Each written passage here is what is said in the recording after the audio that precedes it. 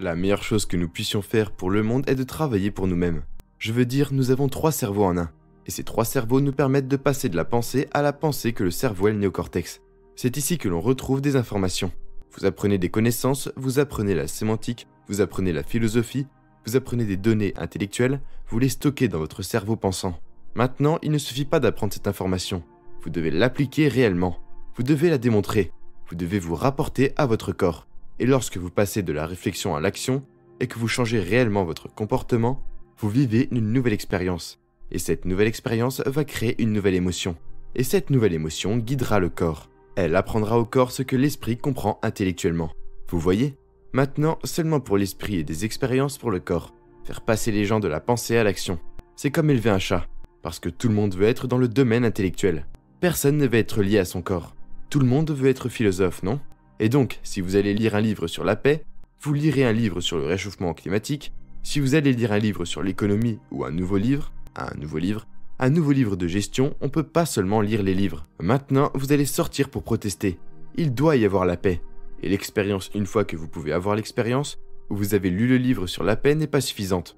Et puis vous partez, vous faites l'expérience de la paix une fois et vous dites « D'accord, j'ai obtenu le prix Nobel de la paix ». Vous devez être capable de répéter cette expérience encore et encore. Et vous devez le rendre naturel et facile. Et quand vous le faites, cela active ce 3e cerveau. Et ce 3e cerveau nous permet d'être dans l'état de voir alors que nous sommes dans l'état d'être. C'est alors que l'esprit et le corps travaillent ensemble. Et les grands leaders savent le faire. Ils ne disent rien et font faire autre chose à quelqu'un d'autre. Leur esprit et leur corps. Leur intention en accord avec leur comportement. Et leur comportement est par leur intention. Leurs pensées et leurs actions travaillent ensemble. Et lorsque cela se produit, nous entrons dans un état où nous n'imaginons pas un monde de manifestants pacifiques. Alors vous pouvez méditer dans une ville. Et il y a eu des expériences montrant que le taux de criminalité diminue avec la méditation. Mais à la fin de cette expérience, la méditation revient. Le rythme de base revient à la valeur nue, lorsque la méditation se termine. Alors, y penser ne suffit pas. Mais imaginez maintenant, si les gens montraient vraiment la paix et démontraient vraiment qu'ils en étaient un exemple vivant, vous aurez des milliers de personnes dans l'état actuel. Donc, quand les occultistes parlent d'être, vous pouvez y penser. Vous devez vraiment le saisir. Cela doit être viscéral. Et vous devez vous souvenir de ces états émotionnels, avec une telle intensité que rien dans votre monde extérieur ne peut vous en éloigner. Ce n'est qu'alors que nous pourrons maîtriser cet état de paix. Alors, quel est le modèle pour cela, dans notre société ? Ainsi, notre façon de penser affecte le monde à mesure que nous passons de la pensée à la réalité. Nous obtenons un néocortex pour apprendre des connaissances, obtenir des informations. J'ai lu le livre sur la paix. Maintenant, laissez-moi réfléchir. Comment puis-je prouver cela ? Comment puis-je l'appliquer à ma vie ? Comment puis-je montrer la paix à mon frère ou à mes amis ? Comment puis-je pardonner à quelqu'un ? Me permettre de changer mon comportement d'une manière ou d'une autre. L'eau est. Quand vous le faites, vous obtenez ce nouveau sentiment. Et ce nouveau sentiment est dû au fait que vous venez de vivre une nouvelle expérience. Et cette nouvelle expérience permet alors aux émotions de guider le corps. Et vous vous souvenez mieux de l'expérience parce que les émotions nous aident à mieux nous souvenir de l'expérience. Ils marquent des expériences dans la mémoire à long terme. Alors maintenant, 2 cerveaux sont un jeu actif. Travaillez ensemble. À ce stade, le cerveau limbique, le cerveau émotionnel, travaille avec le cerveau pensant. Et l'esprit et le corps commencent à recevoir des signaux. Mais vous ne pouvez pas revenir à l'ancien moi. Vous devez être capable de le répéter. Et quand on peut itérer à volonté, maintenant nos 3 cerveaux fonctionnent ensemble. Nous sommes dans un état d'être et nous avons mémorisé l'état à l'intérieur. Donc rien dans notre environnement ne peut nous faire nous en débarrasser. Nous ne nous agenouillerons pas, et les manières typiques dont nous devons trembler si nous sommes dans un état de paix. Nous le démontrerons et bien sûr, cela affectera la personne suivante. Ce qui affectera la personne suivante. La personne et les gens. Et je pense très honnêtement, que nous sommes à un point de notre évolution en tant qu'espèce sur la planète en ce moment. Quand c'est l'heure du jeu, je pense que ce moment particulier dans le moment est la personnalisation de la démonstration des vertus dont les gens parlent et pointent. Mais personne ne vit réellement. Cela a donc été ma passion personnelle, à un niveau personnel, de pouvoir le démontrer et de pouvoir maintenir cet état modifié d'indépendance vis-à-vis de l'environnement. Et quand nous avons pu le faire, c'est maintenant en nous. Et c'est là que nous commençons à faire la différence au niveau mondial. Presque universellement, les textes anciens et les traditions nous rappellent que nous sommes tous connectés. Ils disent que nous sommes un, que nous faisons partie de notre monde, que nous faisons partie les uns des autres, que nous faisons partie de la Terre et que la Terre change. Et ce que j'ai découvert au cours des 22 dernières années, lorsque j'ai voyagé sur la plupart des continents de la Terre, et que j'ai parlé à des gens de tant de traditions et de cultures différentes, c'est que les gens veulent vraiment croire, qu'ils veulent croire et ils aiment croire. que nous sommes en effet connectés. Mais ils ont besoin d'une raison pour cette croyance. Dans les dernières années du XXe siècle, et maintenant dans les premières années du XXIe siècle, la science nous donne maintenant cette raison. Parce que notre esprit logique fait le lien pour voir si nous sommes liés au système et comment nous affectons le monde.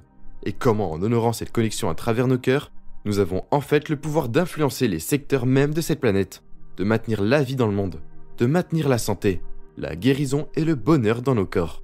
Et tout tourne autour des champs magnétiques de la Terre. Là où cela est vraiment entré en évidence, c'est les événements du 11 septembre 2001. C'est à cette époque que les États-Unis ont comme deux satellites. Ils sont appelés GO-GEO, satellites environnementaux géosynchrones. Je crois que c'est ce qu'on appelle une position dans l'hémisphère nord, une position dans l'hémisphère sud. Et le rôle des satellites est de mesurer les champs magnétiques de la Terre et de renvoyer les lectures toutes les 30 minutes. Et ces lectures se situent normalement dans une certaine gamme de données que les scientifiques sont relativement habitués à voir. Eh bien, c'est en septembre 2001 que les scientifiques ont commencé à voir des lectures qui étaient hors de la carte, juste à côté de l'échelle par rapport à ce qu'ils avaient vu dans le passé. Et ils ont dit, que se passe-t-il ?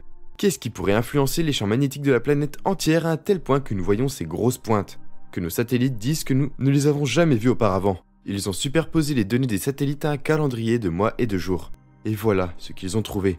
C'est que le pic se produisait précisément à l'époque du 11 septembre 2001. Et plus précisément encore, le premier pic s'est produit 15 minutes après que le premier avion ait heurté la première tour du World Trade Center. Maintenant, la raison pour laquelle cela est si important d'attribuer cela est que pendant 300 ans, notre science est basée sur deux fausses hypothèses. La première fausse hypothèse est que tout est séparé de tout le reste, que ce qui se passe au même endroit n'a aucun effet sur ce qui se passe ailleurs. Et si ça ressemble à ça, ce n'est qu'une coïncidence. La deuxième fausse hypothèse est que nos expériences intérieures de sentiments, de pensée, d'émotions et de croyances n'ont aucun effet sur le monde au-delà de notre corps. Sur la base de ces deux fausses hypothèses acceptées depuis 300 ans par les scientifiques, je peux voir pourquoi il y aurait une déconnexion lorsqu'ils regardent les champs magnétiques de la Terre, à l'instant précis où l'émotion humaine de la planète est concentrée sur une catastrophe. Cela a conduit à une série d'études et les résultats de ces études sont les suivantes. Ils ont découvert qu'il s'agissait d'émotions humaines, en particulier du champ magnétique généré par le cœur humain dans certains types d'émotions. C'est maintenant notre matériel qui s'étend au-delà de notre corps dans le monde physique. Et maintenant, nos satellites à des centaines de kilomètres au-dessus de la surface peuvent les capter. Cela a conduit à un certain nombre d'études qui montrent maintenant que lorsqu'un certain nombre de personnes se réunissent, elles choisissent immédiatement de créer une certaine émotion dans leur cœur. Les fausses émotions peuvent intentionnellement affecter les secteurs vitaux de la planète Terre. Ces champs sont maintenant impliqués dans tout, depuis la réponse immunitaire humaine autour de la planète. Le temps climatique modèle notre cycle paix-guerre, nos capacités de résolution de problèmes et nos capacités cognitives. Tous ces éléments sont différents, car ils sonnent mutuellement, tous liés à notre relation avec le champ magnétique terrestre. Alors ce qui fait cette beauté, c'est que chaque humain de la planète est attaché à ce domaine. Mais tout le monde sur la planète n'a pas besoin d'être consciemment conscient de sa relation pour bénéficier de ce que relativement peu de gens comprennent. Et l'essentiel est lorsque nous choisissons de ressentir. Le sentiment crée ce qu'on appelle la cohérence dans notre corps. La cohérence est le langage, la qualité du langage entre notre cœur et notre cerveau. Une sorte d'expérience basée sur le cœur, comme l'appréciation, la gratitude, le pardon, l'attention, la compassion. Ce sont des compréhensions anciennes qui ont toujours été enseignées dans notre véritable tradition passée. Et maintenant, notre science découvre que ce sont ces traditions qui enregistrent cet effet très réel dans nos âmes. Quand nous pouvons ressentir ces émotions dans notre corps, ils se reflètent sur le terrain. Et chacun bénéficie d'une expérience relativement faible. Eh bien, la question qui se pose souvent est de savoir si nous pouvons vraiment mesurer les émotions humaines. Ce que les scientifiques documentent, c'est l'impact des émotions sur le champ cardiaque. Le cœur humain est aujourd'hui reconnu comme le générateur et le champ magnétique les plus puissants du corps. Et c'est important, parce qu'on nous a toujours appris que le cerveau est là où l'action a lieu. Le cerveau a des champs électriques et magnétiques, mais ils sont relativement faibles. Comparé au cœur, le cœur est environ 100 fois plus fort en électromagnétisme, 5000 fois plus fort en magnétisme que le cerveau, et 5000 fois plus fort dans le cerveau. Et la raison pour laquelle c'est important est que le monde physique tel que nous le connaissons est composé de deux champs d'énergie, le champ électrique et le champ magnétique énergétique. Le champ électromagnétique. Nos propres livres de physique nous disent maintenant si nous pouvons changer le champ magnétique de l'atome ou le champ électrique de l'atome. Ce faisant, nous changeons réellement cela en changeant les choses dans notre corps. Et maintenant, il semble que le cœur soit conçu pour modifier à la fois les champs électriques et magnétiques de notre corps dans notre monde. Et ils le font en réponse aux émotions que nous créons, entre nos cœurs et nos cerveaux. Eh bien, j'ai eu beaucoup de questions de personnes me demandant comment ces découvertes se rapportent à ce qui est maintenant connu comme la loi de l'attraction. À un niveau très élevé dans les grandes lignes, ils peuvent nous donner un aperçu des relations. Mais quand nous approfondissons, profondément dans les découvertes, ainsi que dans les anciens enseignements, ce que nous constatons, c'est qu'il s'agit moins d'attraction que de réflexion. Et c'est ce que je veux dire à ce sujet. Le monde qui nous entoure, notre propre science, nous dit maintenant qu'il existe un champ énergétique qui sous-entend toute réalité physique. Et ce n'est plus le cas avec de simples noms. Lynn McTaggart a écrit un beau livre intitulé The Field à ce sujet. La nature quantique que certains appellent l'esprit et la nature. Certains scientifiques l'appellent l'esprit de Dieu. Certains l'appellent la matrice. Certains l'appellent la matrice divine. En 1944, le père de la théorie quantique, Max Planck, a identifié ce champ et l'a appelé la matrice. C'est de là que vient le terme. Et c'est ce que nous commençons maintenant à comprendre. C'est que lorsque nous créons un sens de ce que nous choisissons de vivre dans nos vies, tout, des choix conscients, a une relation parfaite ou une abondance dans nos vies, ou une guérison dans notre corps, ou une guérison dans le corps de nos proches, que ces sensations créent des modèles de champs magnétiques et électriques dans notre cœur. Et ça réorganise littéralement la substance de cette coupe quantique, permettant un modèle de ce que nous avons affirmé dans nos cœurs et de se manifester dans le monde. Nous. Il ne s'agit donc pas d'un appel basé sur la science, mais plutôt de créer consciemment un modèle en nous, sachant que tout dans l'univers se figera autour de ce modèle dans le futur, le monde qui nous entoure pour ne refléter que ce que nous avons affirmé. En d'autres termes, une façon très simple de voir les choses, et nous l'avons tous entendu, est que nous devons devenir les choses mêmes que nous choisissons de vivre dans nos vies. Maintenant, la science nous donne une très bonne raison de comprendre pourquoi. Combien d'individus affirmeraient ce sentiment dans nos cœurs pour créer la vérité dans notre monde? Et les idées à ce sujet ont changé au cours des années 1970 et 1980. Grâce à l'effet Maharishi, dans l'étude de la MT, il a été très bien noté qu'il existe un effet entre la conscience humaine et le monde environnant, que l'effet est connu. Mais ce qui ne peut jamais être enregistré, c'est exactement ce qui se passe à l'intérieur du corps de l'individu pour produire cet effet. Et c'est à ce moment que la formule a été créée. Et la formule dit simplement que si nous pouvons produire cet effet avec certaines personnes, la racine carrée d'1% donnée de la population, alors nous obtenons l'effet. N'oubliez pas de laisser un message positif et de vous abonner.